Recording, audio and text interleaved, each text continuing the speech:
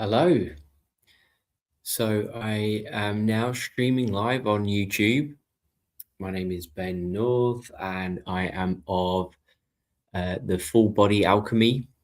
Um, it's a bodywork school that I've developed, and I want to grow a community of therapists, healers, guides, facilitators, therapists, and I really want to support people um, to become better practitioners, but also anybody who's interested in any kind of therapy, somatic therapy, really want to have a bit of a bridge into this type of work and how valuable it is. And what's a really hot topic at the moment is trauma awareness, nervous system regulation, and being able to contain strong emotions and be regulated and calm to handle strong emotions as therapists, as healers, as guides. And I was really inspired to put this on, especially right now with so much intensity happening throughout the world. There is a lot going on, and it's very triggering. It's very destabilizing, and there's a growing number or growing understanding of people's different neurological setup, and there's the terminology of neurospicy and ADHD. So traditionally, when we were told to or advised what can we do to handle emotional experiences, it's like do a meditation practice on a regular basis that will really help you stay calm in the face of really strong emotions. However, not everybody is really set up to do that. Everybody's not really comfortable with sitting still and doing nothing for 20 minutes until your brain calms down. So lots of people are put off by that. So the good news is there's a whole heap of stuff that is a bit more about taking action to resolve or calm down the nervous system so you can swing back the other way and be more centered when feeling overwhelmed and challenged. So tonight I want to give some very light-hearted education about the nervous system, about the vagal theory, like what the vagus nerve is and how that plays out in regulating your autonomic nervous system. So all the bodily functions that happen automatically, like your heartbeat and breathing, your endocrine system, your digestive system, etc. This is all happening by the autonomic nervous system, automatic. It happens on its own. And one of the main, if not, well, the main star of the show that's in the spotlight at the moment is this vagus nerve. So I'll talk to you about that. And then these tools, these system hacks, if you like, that really down regulate. So this is another terminology, down regulate the nervous system into a bit more of a calmer state so that you can come back to yourself and respond to life rather than react. So we'll go into this spreadsheet. We'll go into this, where I've been. We'll go into this presentation now. I'm just going to change the angle a little bit. Here we go. And where do we go next? Okay. So it's good to tell you about a theory of, or a concept of the window of tolerance. So when we are in our normal day-to-day life, we're pretty social, we're regulated, our nervous system's fine, we're feeling pretty relaxed, and we're feeling pretty engaged and social. We want to move into connection and hang around people, and people aren't annoying us and things. But gradually, as things happen, there's people cut you off into traffic, you receive bad news from work, your kids are annoying you, whatever. And gradually things build up to stretch or tip you beyond your window of tolerance. And that might result into reacting aggressively, with anxiety, with panic, reactivity, anger, really irritated, and that would be termed as hyperarousal. You're not your usual sense. So basically, what's happening is your like reptilian brain, the amygdala, is really sort of sensing that there's actual threat happening. There's enough going on to really stress you out, and therefore we need to do something about it. Or another way of dealing with things or not dealing with things is avoidance, shutting down, disassociation, and this can be things like just having brain fog and just thinking, I can't do anything, I just need to watch TV or scroll, or I need to numb out with alcohol or whatever other crutch we might have. So these are real blaringly obvious evidence that things are too much and we're not so functional when we're in these states. So I used to think that sort of trauma and overwhelm was like an acute thing that happened, but these states they can happen for days, they can be for weeks, for months. So it's all about staying within the window of tolerance so that we can stay functional. The parts of our brain are active and not in survival mode from this core reptilian survival mode. So what can we do to expand our window of tolerance? So when we do these practices, it's like we're strengthening a muscle. So if there's like a thing that's tips us over the edge, if we can do something to bring us back into a resource state, those neurological pathways start to fire together, and what fires together wires together. So these neural pathways are more available to bring us back into a resourced state again.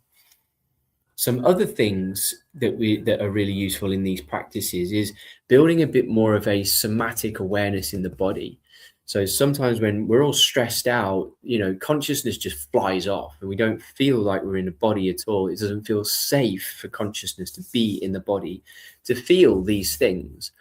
Because these things that we feel, the nervousness and anxiety, remind us subconsciously of something that happened earlier in our life, a really overwhelming, stressful situation. And it's like, danger, danger, it's not safe to be here.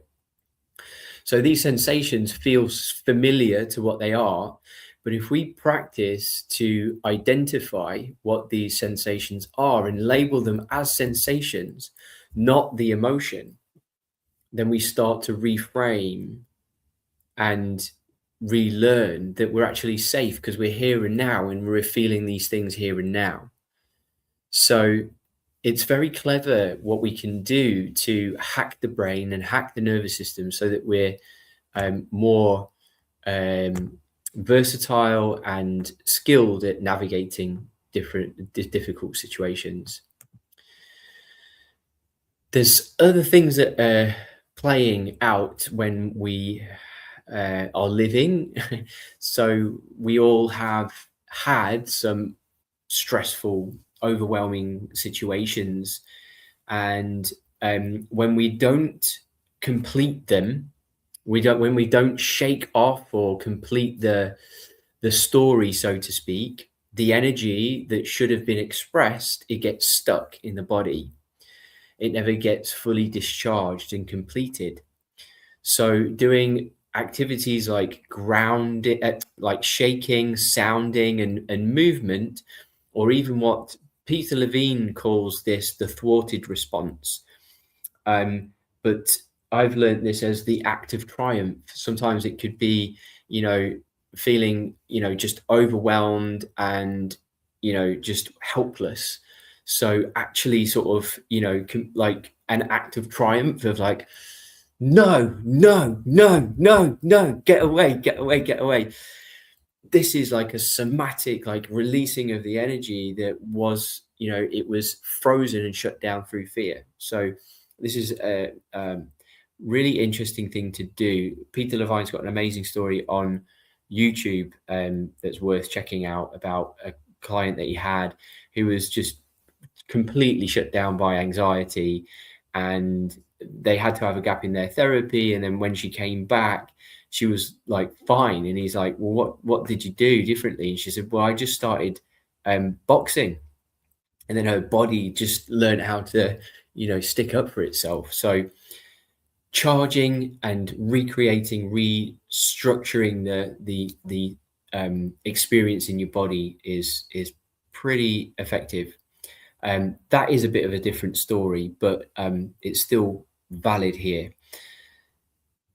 Things like havening and self-touch, we'll go through these practices in a short while, but re-signifying, like, you can actually support yourself and you can hold yourself with love through these self-touch and grounding exercises. And with enough repetition, they can be anchored in your body as like, I'm here, I can support myself, I'm resourcing my own sense of love. You can emanate this love for yourself. So yeah, that's possible. One of the main practices that we're going to do, or a number of them, is increasing vagal tone. We'll go into the vagus nerve in a moment. I think we do on this one. So the vagus nerve is stimulated by humming and also eye movements as well. So we've got a bunch of cranial nerves, and the vagus nerve is the 10th cranial nerve. So if you stimulate the other cranial nerves, it stimulates the vagal nerve, and then it down regulates your system, so your heart rate and your breath cycle and stuff like that. So singing, humming, sounding practices, eye practices, making funny faces, tongue, things like that. So yeah, that's interesting. Another hack. What's this one? Restore a sense of agency. Yeah, this is just generally like, rather than being at the will and mercy of life, it's like, do you know what? I've got some tools that I can do, that I can support myself with. So this has like a sense of agency and autonomy, that you can do something about it, which is, it's reassuring. So this is interesting. Some people might have heard of this. It's pretty new, this system called EMDR, and it's very effective for trauma work, for especially things like PTSD. Is really effective. And what it is stimulating or encouraging the eyes to go into different positions. And so we'll go through this motion in a short while, but looking out for signs and indicators like yawning and sighing. Many people just, doing this a couple of times, yawning and sighing are obviously sort of outwards expressions of relaxing. That's what you do when you just got home, you got a cup of tea. This is an indication of down regulating. I've seen it so many times that people just doing these eye movements start yawning. So really, really effective stuff. So we're going to go into some practices now, because I think that's what you came here for. So we'll start it's good to, before we start any of these, it's good to just get a sense of where you're at right now. What kind of day have you had? How much stress have you had to deal with? How fast is your heart beating? Can you feel tension in your body right now? Do you feel it in your face, in your jaw, in your forehead?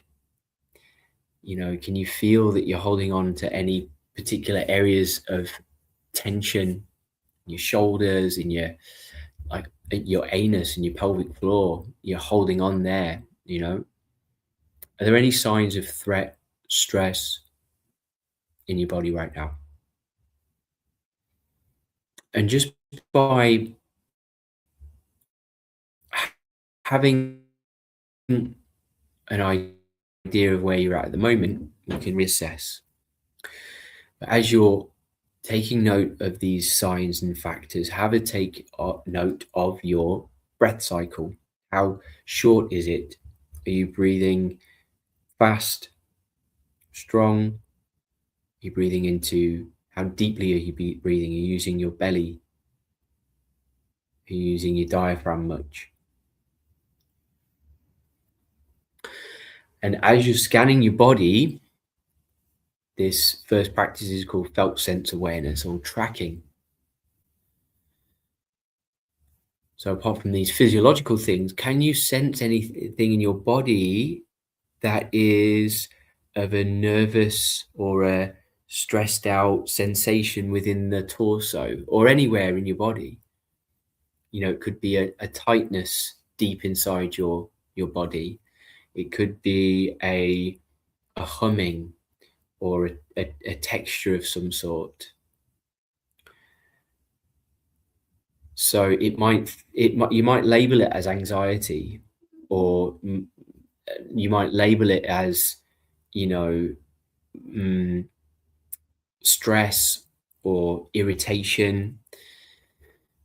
Instead of naming it as those emotions, can you name it as that feels like a tightness or a constriction? So it's good to do it live one to one, and then I can hear what the sensation is. But in naming that sensation, breathe into it, give it some more attention, and give it some space. Slow your breath down even more and give it some more space and some more attention and acceptance. And notice if it changes in accepting, rather than wanting to like get rid of it. In accepting it, what you resist persists, and in acceptance, it often changes quite quickly. It might change in intensity, or it might just migrate to a different part of the body once it's given some love and acceptance. So what you can do sometimes is track these sensations in the body, renaming them as something benign and not harmful and not stressful as such. But have you never noticed that like anxiety can feel incredibly similar to excitement, because it has a very similar physiological presentation?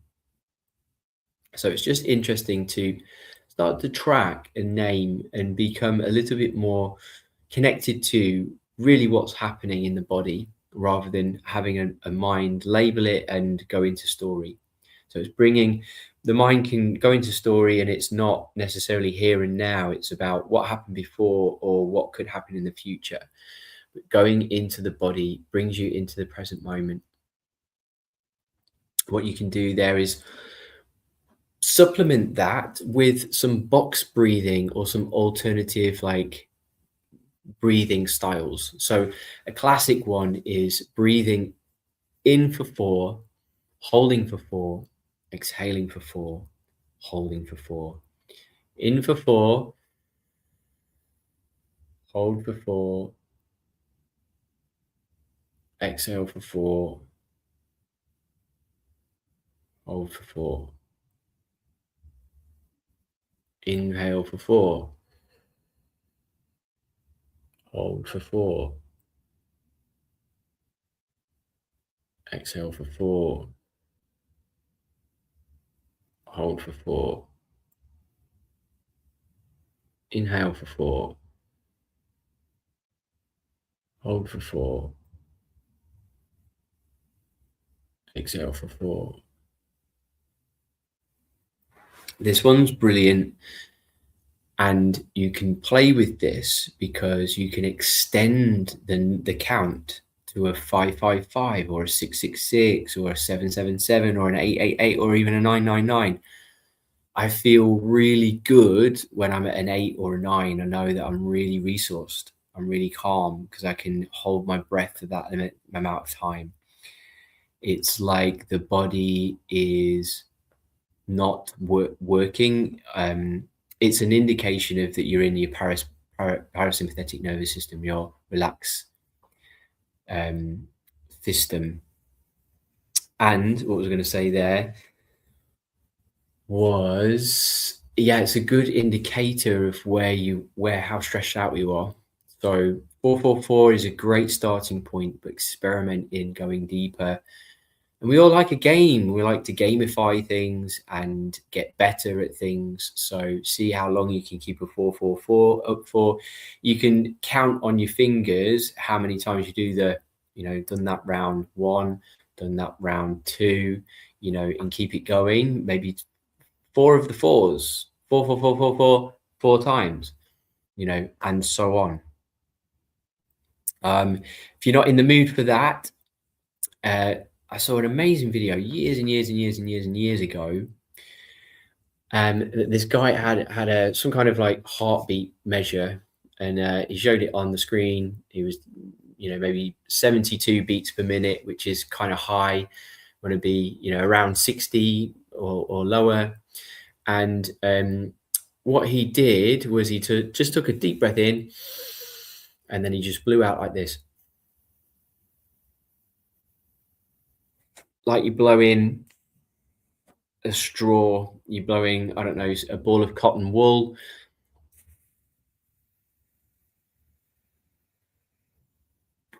And this extends the exhale for absolutely ages. And it's something to do with the thoracic pressure or something like that. And it has this immediate impact on heart rate within seconds, which is amazing. You can also hum, singing.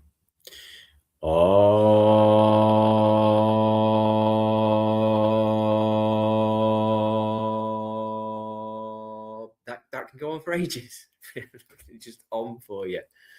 But it can go on and on and on, and extending the exhale. If you're not available to do that or just try to let go of your breath.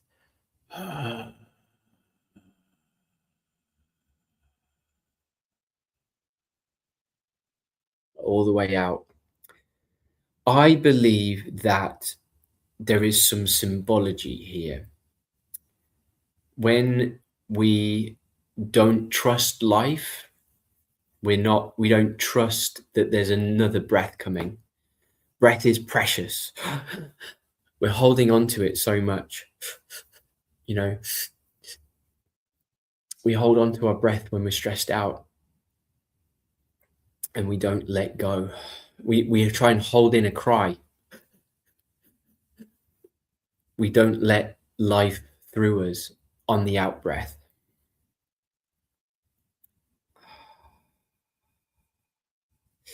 There's like this residual oxygen, or there's residual air in the lungs that it's like we're not trusting life enough to let go. Trusting that there's another breath just coming up. So I think there's some real symbology there. So exhaling long, slow, full and deep. So here's the eye position one. Now, some people, this works absolutely incredibly. So holding the back of your head, this is mainly so that you don't move your head. If this isn't comfortable, it's not necessary as such, but it's a nice little bit of support. And what you can do is imagine you've got a clock and your whole vision is a clock, and you can look over to the 2 o'clock position. And you'll feel a stretch in your eye and hold that position there for 30 seconds.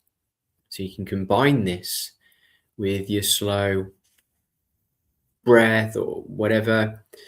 If If you want to double up and triple up, we can show these other things as well.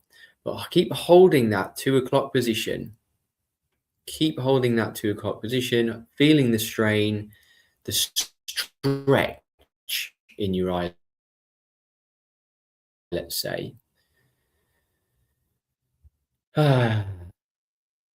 Keep breathing. Slowly bring it back to the center. And then go over to the 10 o'clock position. So diagonally up and left.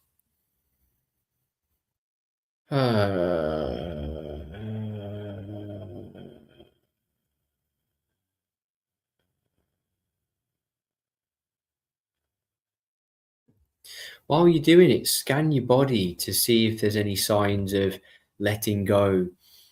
Your mouth might salivate a lot. You might yawn, you might sigh, you might feel like the muscles of your pelvic floor just relax. Pop your eyes slowly back to the middle. And I would repeat this again, but you get the trick. You might have exhibited some kind of release already. But if not, try that two or three rounds. It'll only take a couple of minutes, and your body will show you signs that you're down regulating. Okay. Some other things that we can do is this process called havening.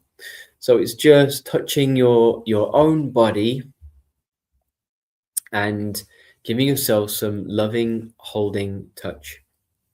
Now this for me is okay, but what really enhances it is if I actually bring my knees up and I'm hugging myself and just loving on myself here, a bit of rocking. So this is all very sort of pre-verbal somatic support. This is what we were offered when we were babies and young, and self-soothing is totally possible. So that can be really effective for some very tactile people. You can also touch your face, touch your ears. The ears are linked, especially the little what's that called? People get it pierced. I've got the word Vegas stuck in my head, so I can't get it. So yeah, and touching your arms, touching just getting into your body, getting into your getting consciousness into here and now. So tapping. Okay, so that is havening and some body awareness. Within that box, there is the 5, 4, 3, 2, 1. So 5, 4, 3, 2, 1 helps people. If you're ruminating on a story like, oh, this might happen, that might happen, or getting really stressed out, you can name 5 things that you can see: the candle, the Buddha, the plant, the light, the computer, and my fingernail. Name 4 things I can feel. I can feel the cushion, my feet. I can feel my tongue and the vibration of me talking. So it's in the instructions. You don't have to remember this. 5 things you can see, 4 things you can feel, 3 things that you can hear. I can hear my own voice. I can hear some cars and a very faint humming. 2 smells. Can't really smell too much right now. And then 1 taste. So that's just bringing all the senses into the present. Very, very good. Very effective. And then internal resourcing. So this is similar to the felt sense awareness, but this is a really nice practice that sort of magnifies, and people have their, what's it called, Peter Pan happy thought. So again, it's slowing down the breath and bringing your awareness to your internal state, and have a search around into your body system, your physical body, your energy system. What part of your body feels the best right now? What feels the most secure, the most core, the most you, the most centered, the most like unaffected essence of you? I mean, that's a wonderful meditation. I used to do something like that for, well, a long time, for a long time. What is the deepest part of your sense of connection with yourself? If nothing comes to your body immediately, that's fine. It could feel that the plan B is just the fact that you are touching the ground. You know, your sit bones are touching something. Bring your sense, your awareness down to that part of you that feels most connected with yourself or with the earth. And that is an internal resource. You can always come back, really zoom into that, take notice of the size, the texture, the the somatic expression of that thing, and become really familiar with it, because this is a very excellent resource of centering and grounding. So these are a bunch of tools and exercises. Give them a go. Set a timer for like 3 minutes. 3 minutes is not much at all. And maybe practice whatever you've got time for, but yeah, practice at least a couple, or a couple, once in the morning, once in the evening, once in the afternoon, however it works for you. It could be whenever the adverts are on the TV. Could be when you're boiling the water for a cup of tea, or waiting for something to cook. Instead of picking up one of these, you could just set a timer for, or even just go into these practices. So practice them and find what feels resonant with you. But you'll have the ones that feel most effective, and write the top 3 down. So when you feel activated, when you feel stretched out, when you feel shut down, when you feel like a little bit dysregulated, jump into these. So the key to lasting change is repetition and titration. So not just doing it when you're completely overwhelmed and you're like, oh my God, what's going on? I need to, sort myself out. But when things are mildly, generating this activation of the sympathetic nervous system, the fight or flight or the shutdown, when you're reaching the capacity of your window of tolerance, not when you've gone out of the window. Really use these, because it's the swinging back is creating these neural pathways, and you will become more and more resilient and versatile to handle many of life's curveballs. So yeah, with consistent practice, your nervous system becomes more capable of tolerating intensity without tipping over the edge, building lasting resilience and flexibility. See, so you don't have to sit down to meditate for an hour every day. So if you found this useful, if you like this type of thing, I'm building an online community. It's very early days yet, but it will be developed particularly over the next couple of months. Well, it's going to be ongoing, but I really want to support healers, therapists, body workers, facilitators looking for community. I want to offer resources to improve depth and quality of containers that we hold, and we can skill share and network within this community. So I will be I've got some webinars and things like that I've done in the past.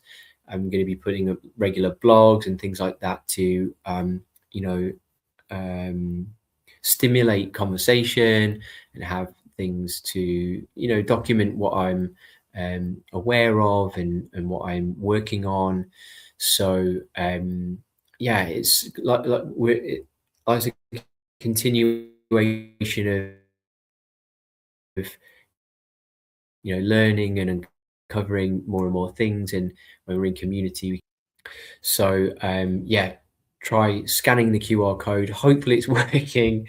You know, learning these new things and the technical back end stuff is quite challenging sometimes, but I think that works. I should have tested this. So thank you for joining me.